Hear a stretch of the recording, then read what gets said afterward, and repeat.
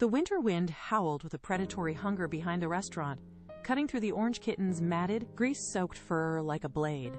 It huddled near a rusted dumpster, its tiny body a map of misfortune. Its left eye was crusted shut, and its ribs were visible beneath shivering, paper-thin skin. Every breath was a battle against the frost.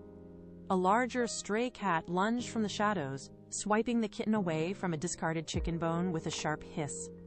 The kitten retreated, defeated and empty. But the shadows held more terrors. A pack of barking dogs emerged, their eyes gleaming with a primal instinct. The kitten scrambled toward a rusted metal fence, tearing its flank on a jagged wire as it squeezed through the gap. It collapsed into a sodden cardboard box, its breath coming in shallow. Ragged gasps that puffed white in the freezing air. It was a life measured in inches and heartbeats. Then, the sky broke open. Freezing rain turned the filth of the alley into a rushing river of sludge. The kitten woke to the sensation of ice-cold water rising against its chest, soaking into its already wounded side. It clawed desperately at the slick brick wall, its small paws slipping repeatedly into the rising drain. The world was becoming a watery grave. Above the roar of the storm, a new sound emerged, the deep, mechanical growl of an engine.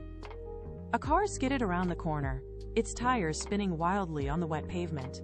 The headlights locked directly on the kitten, blinding it with two spheres of white light. There was no escape.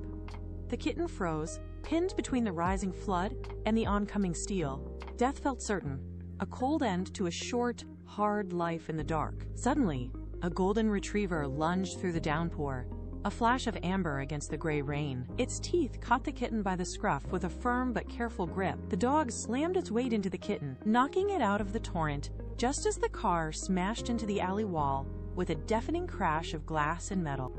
The impact shook the ground.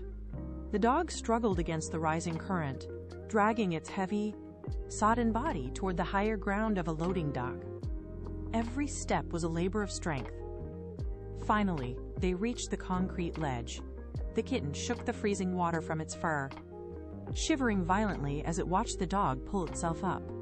The retriever stood over the small creature, a silent guardian in the middle of the wreckage. The roar of the storm seemed to fade in the presence of this unexpected protector. By dawn, the floodwaters had receded, leaving behind a trail of silt and debris. The dog stood up, favoring its back leg with a pained wince, and began to limp toward the street.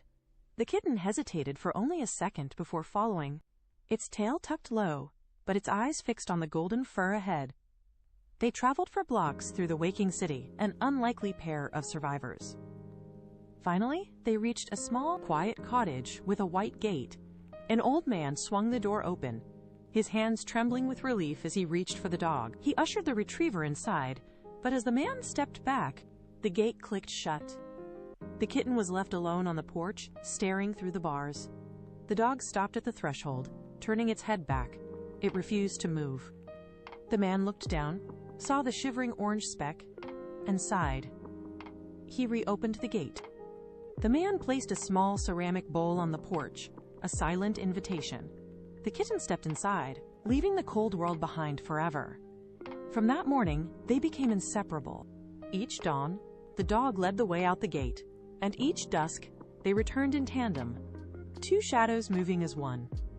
When the spring rains returned, they no longer feared the water. They retreated to the dry porch, the kitten curling into the long, warm fur of the dog's side. The old man set two bowls on the grass now.